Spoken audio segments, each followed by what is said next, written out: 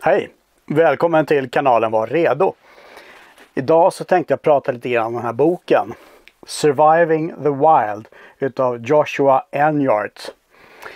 Kanske mer känd som den gråskäggiga gröna basken eller The Grey Bearded Green Beret. Han har en sån här YouTube-kanal då. Han är också en av Dave Canterburys studenter kan man väl säga. Och han är ju en instruktör där på Pathfinder School. Och den här boken kom ut 2021.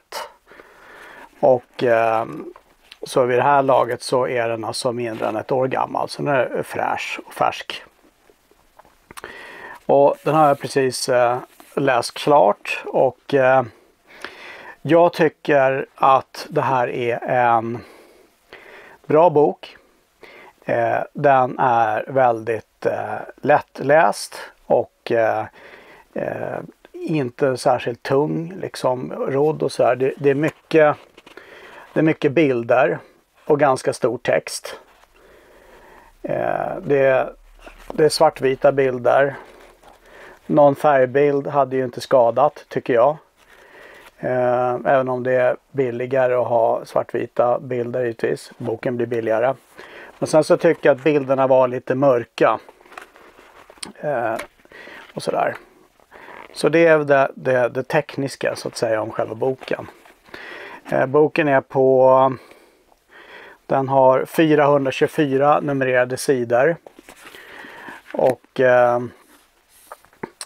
det här är en grundkurs i friluftsliv, bushcrafting om man så vill, skulle jag säga.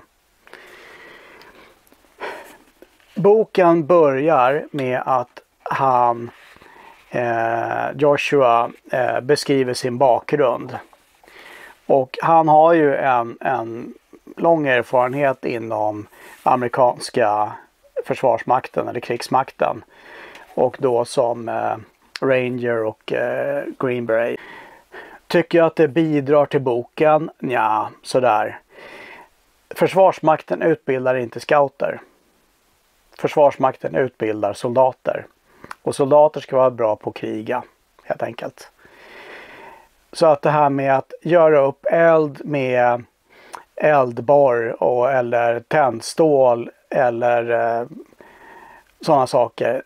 Det ingår normalt sett inte när man utbildar sig till soldat. Utan det är mera skjuta och utbilda framför allt. Och Joshua nämner det här också i boken att han använder sig av sina erfarenheter av att utbilda när han skriver boken. Och det märks. För varje kapitel har samma upplägg. Och så är det att han har nog i princip tagit sitt utbildningsmaterial, alltså sitt manus, för att skriva den här boken. Det är väldigt pedagogiskt upplagt. Är det. Det börjar med varje kapitel börjar så att säga med en kort sammanfattning av vad han ska prata om, och sen så kommer det liksom lite mer fördjupat. Och det är bilder som visar precis det som han skriver om här i boken. Boken är på engelska. Och tittar man på lite YouTube-filmer och sånt som är då på engelska så är det inte svårt att hänga med här. Då. Men jag har skrivit några stödanteckningar här också. Som sagt, jag tycker att den är väldigt pedagogisk och att det är en grundkurs i bushcraft, alltså friluftsliv, att vara i skogen. Och han stannar i princip vid att prata om tekniker och inte så mycket tillämpning. Och därför så tycker jag att det här är grunderna.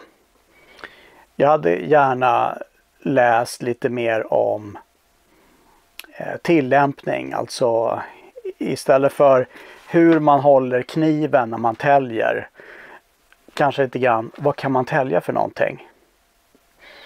Just när det kommer till att använda kniv, så det enda tillämpningen han tar upp här, det är att han gör en sån här tri-stick. Jag kan visa en sån. Det här är en tri-stick. Och han täljer en sån här i boken steg för steg. Och det är ju gott på sätt och vis. För här får man öva på många av de här momenten som kan vara bra att kunna tälja. Om man är till exempel i skogen och ska göra en fälla eller göra någon liten hängare för någonting eller vad det nu är för någonting. Så här finns en hel del då.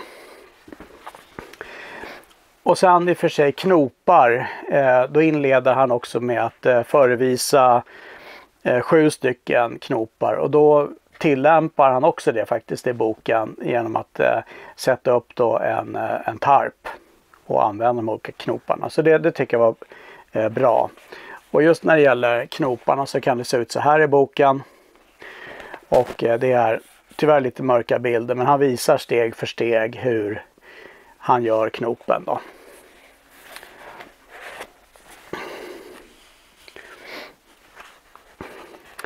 Han tar även upp klädsel i boken och han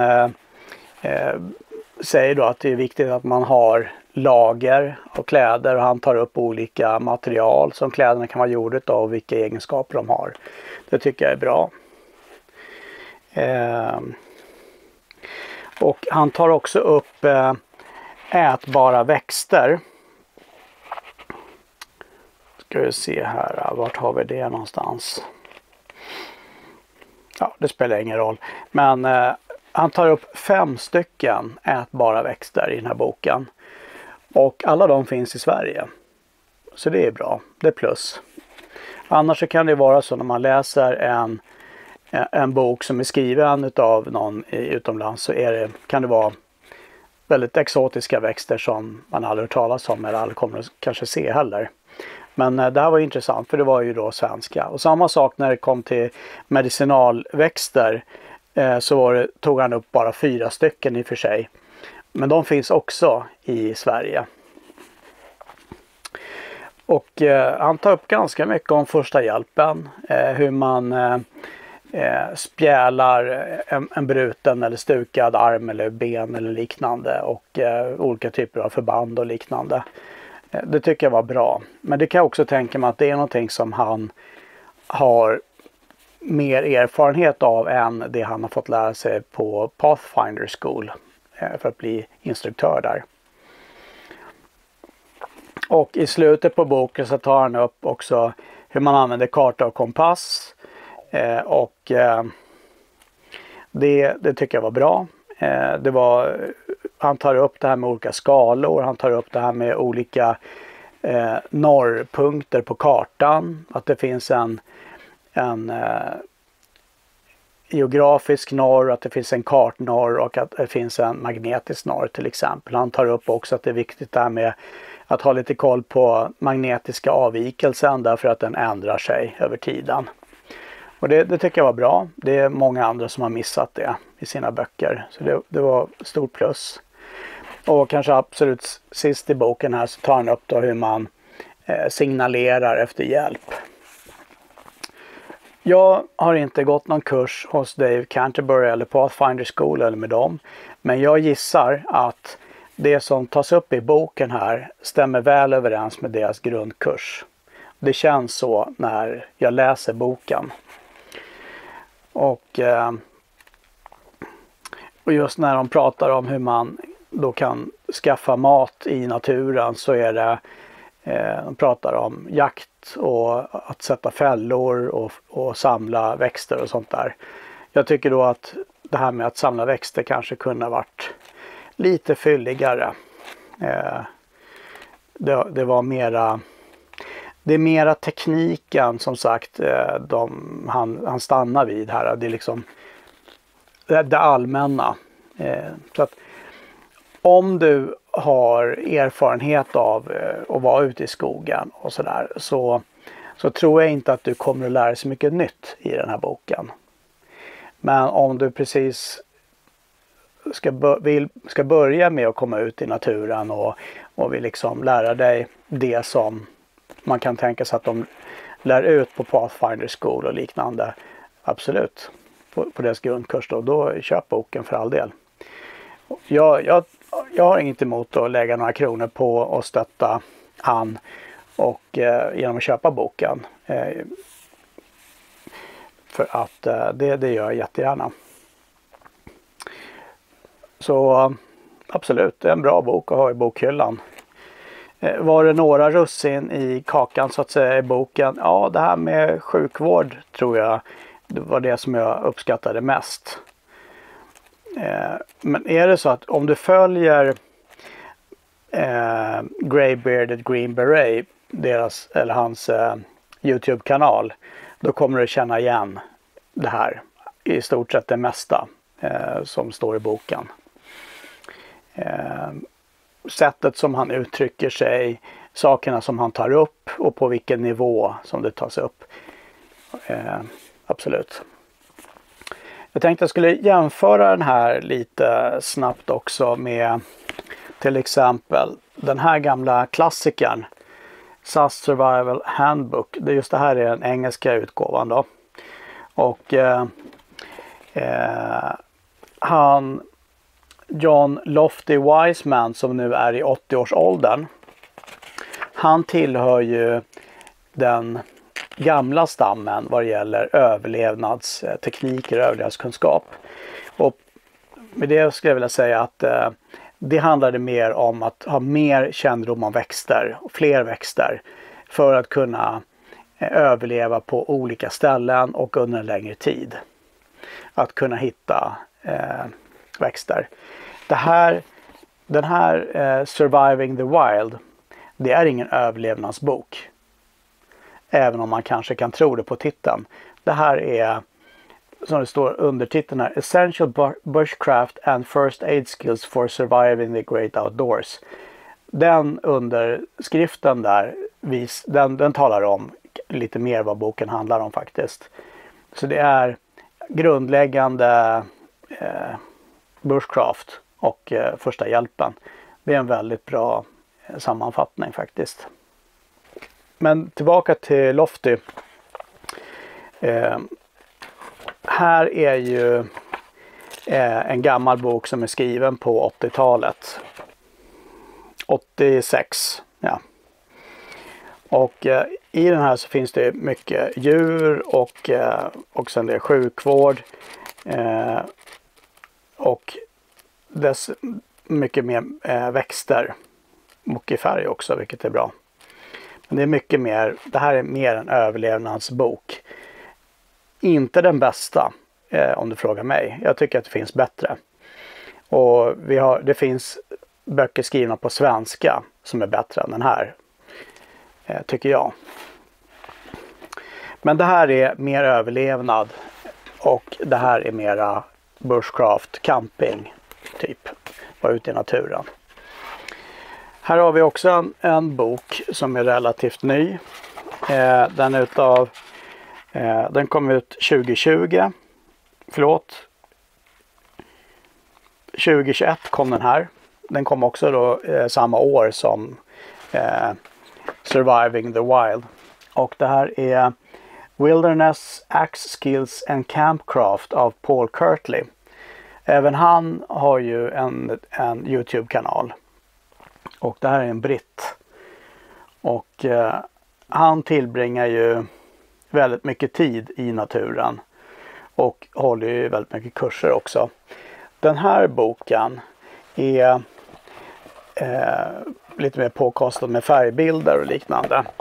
Så är det så att man vill ha en bok som lär ut lite mer hur man hanterar kniv och yxa och lite mer friluftsliv, så tycker jag att den här är ett bättre alternativ än Surviving the Wild.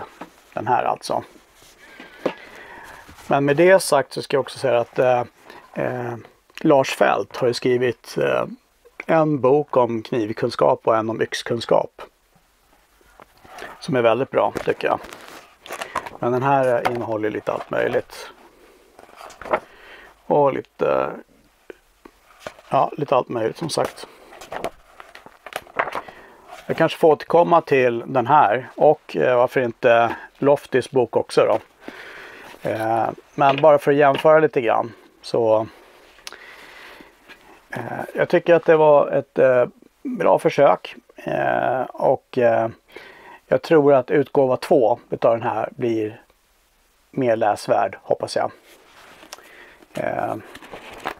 Men nu har jag någonting att jämföra med. Nästa bokrecension tror jag kommer att bli den här boken som jag håller på och läser fortfarande. Det är Kollapsens 5 stadier av Dmitri Orlov. Den är intressant kan jag säga. Och det här kanske är för att jag jämfört med den andra Surviving the Wild så ger den här lite mer, för mig i alla fall. Och jag återkommer till den här som sagt. Det är en helt annan bok. Inte överlevnad på något sätt. Om du gillar den här videon, ge en tummen upp. Skriv gärna en kommentar nedanför. Vad tycker du? Ska det vara någon bokrecension då och då på den här kanalen? Eller inte? Skriv gärna vad du tycker. Och prenumerera gärna på kanalen, det kommer mycket mer. Ha det bra. Hej!